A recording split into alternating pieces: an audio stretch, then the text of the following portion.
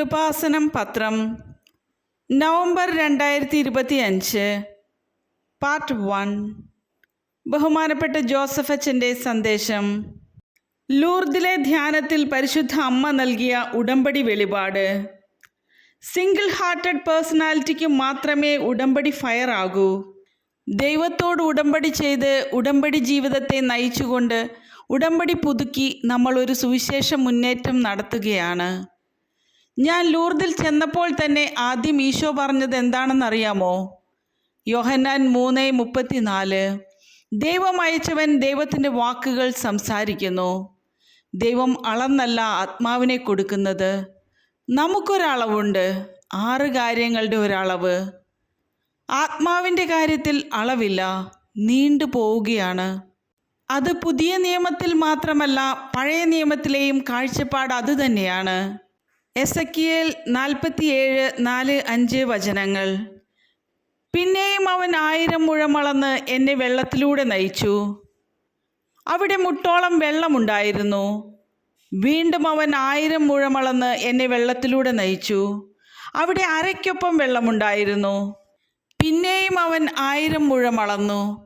എനിക്ക് കടന്നു പോകാൻ പറ്റാത്ത ഒരു നദിയായിരുന്നു അത്. വെള്ളം അത്രയ്ക്ക് ഉയർന്നിരുന്നു.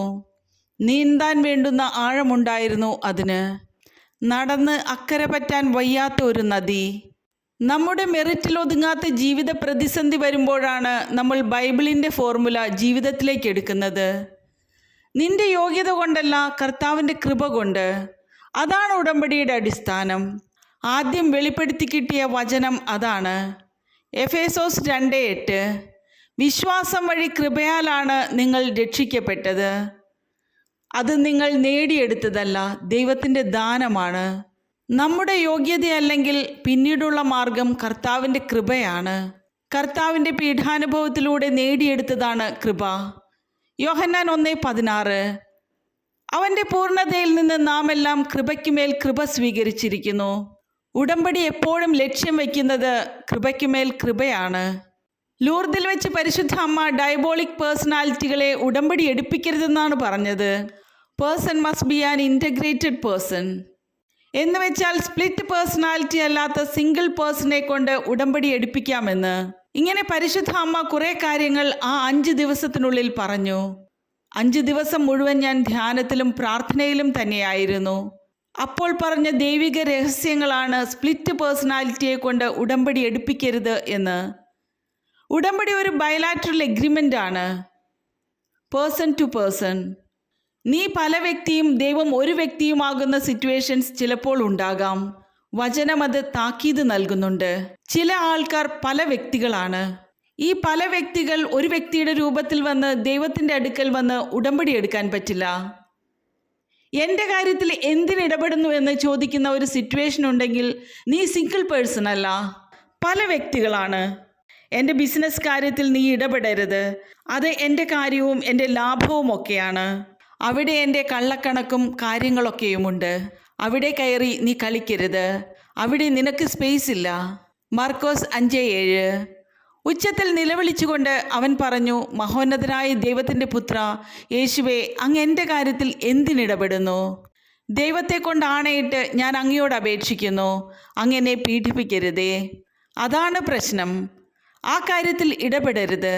അത് നിന്റെ ലവ് അഫെയർ ആയിരിക്കാം, അത് വേറെ ജാതിക്കാരനായിരിക്കാം, അത് കെട്ടിച്ചു തരാൻ വേണ്ടിയായിരിക്കും നീ ഈശോയുടെ അടുത്ത് വന്നിരിക്കുന്നത്.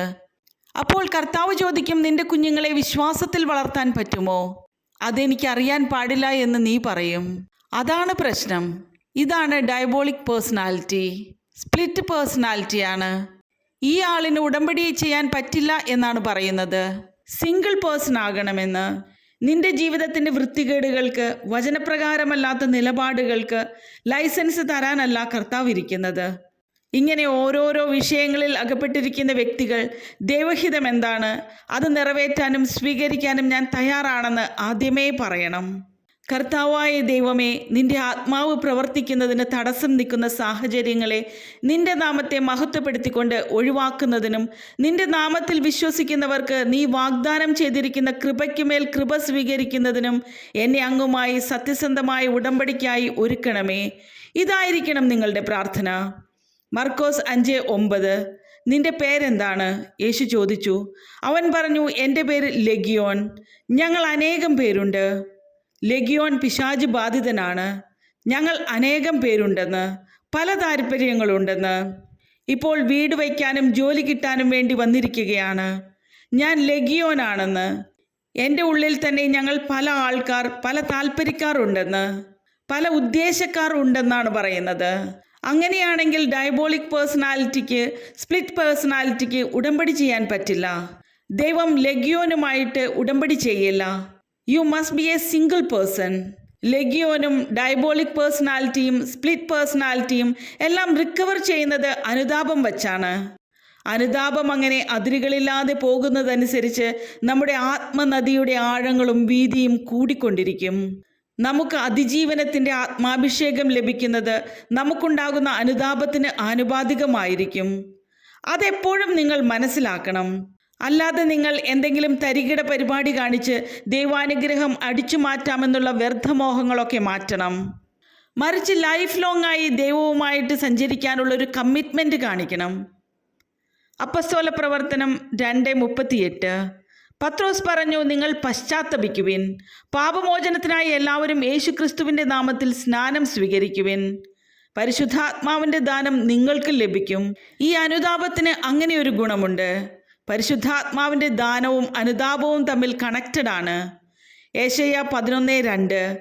കർത്താവിൻ്റെ ആത്മാവ് അവൻ്റെ മേൽ ആവസിക്കും, ജ്ഞാനത്തിൻ്റെയും വിവേകത്തിൻ്റെയും ആത്മാവ്, ഉപദേശത്തിൻ്റെയും ശക്തിയുടെയും ആത്മാവ്, അറിവിൻ്റെയും ദൈവഭക്തിയുടെയും ആത്മാവ്. അപ്പസ്തോല പ്രവർത്തനങ്ങൾ 2:38 നാം കാണുന്നത്, നിങ്ങൾ പശ്ചാത്തപിക്കുവിൻ, പാപമോചനത്തിനായി എല്ലാവരും യേശുക്രിസ്തുവിൻ്റെ നാമത്തിൽ സ്നാനം സ്വീകരിക്കുവിൻ, പരിശുദ്ധാത്മാവിൻ്റെ ദാനം നിങ്ങൾക്ക് ലഭിക്കും. ഇനി പശ്ചാത്തപിച്ചാൽ പരിശുദ്ധാത്മാവിൻ്റെ ഏതൊക്കെ ദാനങ്ങളാണ് നിങ്ങൾക്ക് ലഭിക്കുന്നത്? ആദ്യം ജ്ഞാനത്തിൻ്റെയും വിവേകത്തിൻ്റെയും ആത്മാവ്.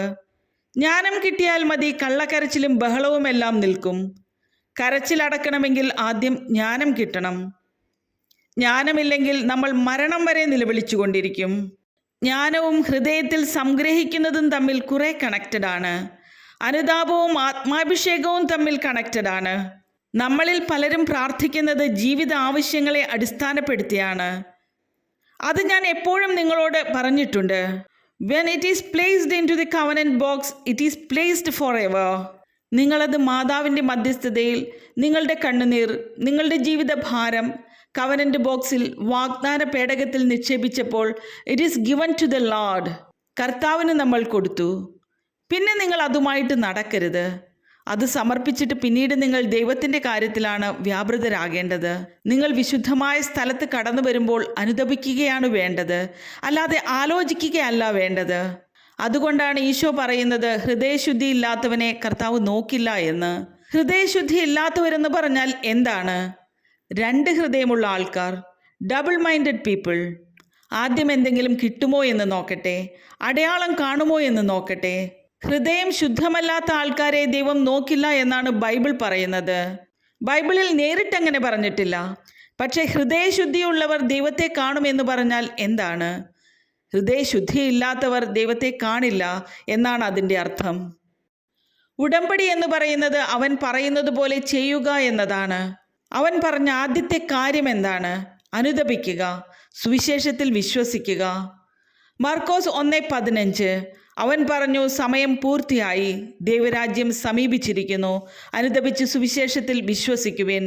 അനുതപിച്ച് സുവിശേഷത്തിൽ വിശ്വസിക്കുവിൻ എന്ന് പറയുമ്പോൾ ഡബിൾ ഹാർട്ടഡ് ആയിട്ടുള്ള വ്യക്തികൾക്ക്, ഡബിൾ മൈൻഡഡ് സ്പ്ലിറ്റ് പേഴ്സണാലിറ്റി ഉള്ളവർക്ക് അനുതാപം ആവശ്യമായി വരും.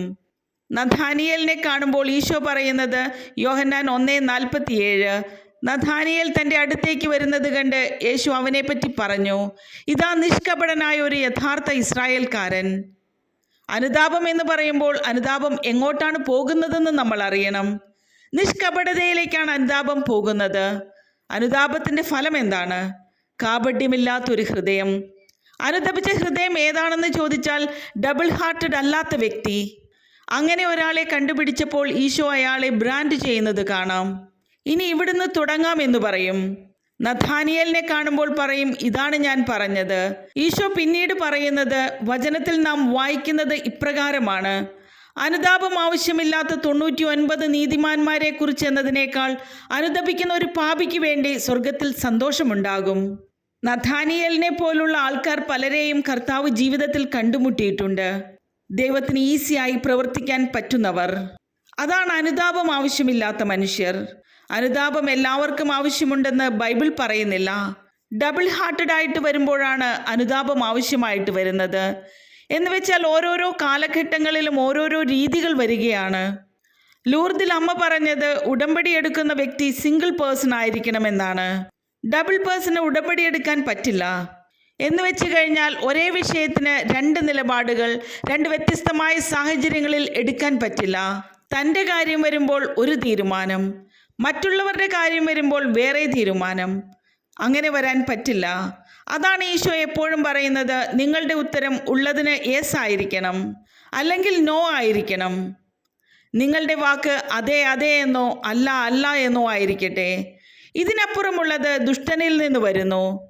മത്തായി 5:37. സമരിയായിലെ പ്രശ്നവും അതുതന്നെയാണ്. കർത്താവിൻ്റെ കൂടെ നിൽക്കുമ്പോൾ ക്ഷമയാണ്, സ്നേഹമാണ്, സഹനമാണെന്നൊക്കെ പറഞ്ഞ് എല്ലാം അംഗീകരിക്കും. പക്ഷെ അവർക്കൊരു വിഷയമുണ്ടാകുമ്പോൾ അവർ തനിനിറം കാണിക്കും. യാക്കോബിനെയും യോഹന്നാനെയും സമരിയായിലേക്ക് പറഞ്ഞയക്കുന്നത് തിരുവചനത്തിൽ നാം വായിക്കുന്നുണ്ട്. ലൂക്ക 9:54. ഇത് കണ്ടപ്പോൾ ശിഷ്യന്മാരായ യാക്കോബും യോഹന്നാനും പറഞ്ഞു, കർത്താവെ, സ്വർഗത്തിൽ നിന്ന് അഗ്നി ഇറങ്ങി ഇവരെ നശിപ്പിക്കട്ടെ എന്ന് ഞങ്ങൾ പറയട്ടെയോ? സമരിയായിലൂടെ ഈശോയെയും ശിഷ്യന്മാരെയും വിടാതിരുന്നപ്പോൾ ഇവരുടെ തനിനിറം പുറത്തു വന്നു. അപ്പോൾ ഡബിൾ പേഴ്സണായി അവർ.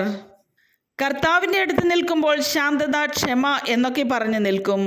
പക്ഷെ ഫീൽഡിൽ ഇറങ്ങുമ്പോൾ സ്വന്തം സ്വഭാവം കാണിക്കും. ഡബിൾ നിറം ഇവർക്കുള്ളത് കൊണ്ടാണ് ഇവർക്ക് പ്രോബ്ലം ഉണ്ടാക്കി കൊടുക്കുന്നത്. പക്ഷെ നമ്മുടെ പ്രോബ്ലം എപ്പോഴും നമ്മൾ ഉണ്ടാക്കുന്നതാണ്. നമുക്കൊരു പ്രോബ്ലം ഉണ്ടാകുന്നുണ്ടെങ്കിൽ ആ പ്രോബ്ലത്തിന് പലപ്പോഴും ഉത്തരവാദി നമ്മൾ തന്നെയായിരിക്കും.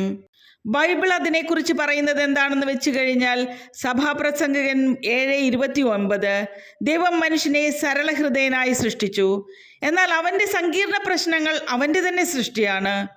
അതായത് ദൈവം മനുഷ്യനെ കാപഢ്യമില്ലാത്തവനായി സൃഷ്ടിച്ചു, എന്നാൽ അവൻ്റെ സങ്കീർണ പ്രശ്നങ്ങൾ അവൻ്റെ തന്നെ സൃഷ്ടിയാണ്. അവൻ്റെ കാപഢ്യത്തിൻ്റെ സൃഷ്ടിയാണെന്നാണ് പറയുന്നത്. അതിനെ അഡ്രസ് ചെയ്യാതെ ഉടമ്പടി കറക്റ്റായിട്ട് ലാൻഡ് ചെയ്യില്ല. ദൈവം മനുഷ്യനെ ലളിത ഹൃദയനായി സൃഷ്ടിച്ചു, എന്നാൽ അവൻ്റെ സങ്കീർണ പ്രശ്നങ്ങൾ അവൻ്റെ തന്നെ സൃഷ്ടിയാണ്. അതായത് പുറത്തൊന്ന് പറയുകയും ഉള്ളിലിരിപ്പ് വേറെ ആകുകയും ചെയ്യും. അതാണ് പ്രശ്നം. അപ്പോഴാണ് പ്രശ്നങ്ങൾ ഉണ്ടാകുന്നത്. പുറത്ത് പറയുന്നതായിരിക്കില്ല ഉള്ളിലിരിപ്പ്. ഉള്ളിലിരിപ്പ് വേറെ എന്തെങ്കിലും സ്വകാര്യമായ വിഷയങ്ങൾ നടത്തിയെടുക്കുന്നതായിരിക്കും. ദൈവം മനുഷ്യനെ സരള ഹൃദയനായി സൃഷ്ടിച്ചു, അവൻ്റെ സങ്കീർണ പ്രശ്നങ്ങൾ അവൻ്റെ കാപഢ്യത്തിൻ്റെ സൃഷ്ടിയാണെന്ന്. എപ്പോഴും പ്രശ്നങ്ങളാണെന്ന് പറഞ്ഞാൽ നിങ്ങളിൽ കാപഢ്യമുണ്ടെന്നാണ് അതിൻ്റെ അർത്ഥം. അല്ലെങ്കിൽ പ്രശ്നങ്ങൾ ഉണ്ടാകേണ്ട കാര്യമില്ല. ദൈവം പ്രശ്നമൊന്നും സൃഷ്ടിക്കില്ല.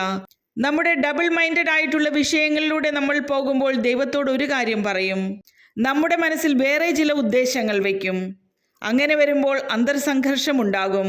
അപ്പോൾ പ്രശ്നക്കാരായിട്ടുള്ള ആൾക്കാർ എവിടെ ചെന്നാലും പ്രശ്നമുണ്ടാകും. ഉടമ്പടി ഫയറാകാൻ സിംഗിൾ ഹാർട്ടഡ് പേഴ്സണാലിറ്റിയുമായി അനുതാപത്തോടെ നമുക്ക് മുന്നേറാം. ദൈവം നമ്മെ അനുഗ്രഹിക്കട്ടെ.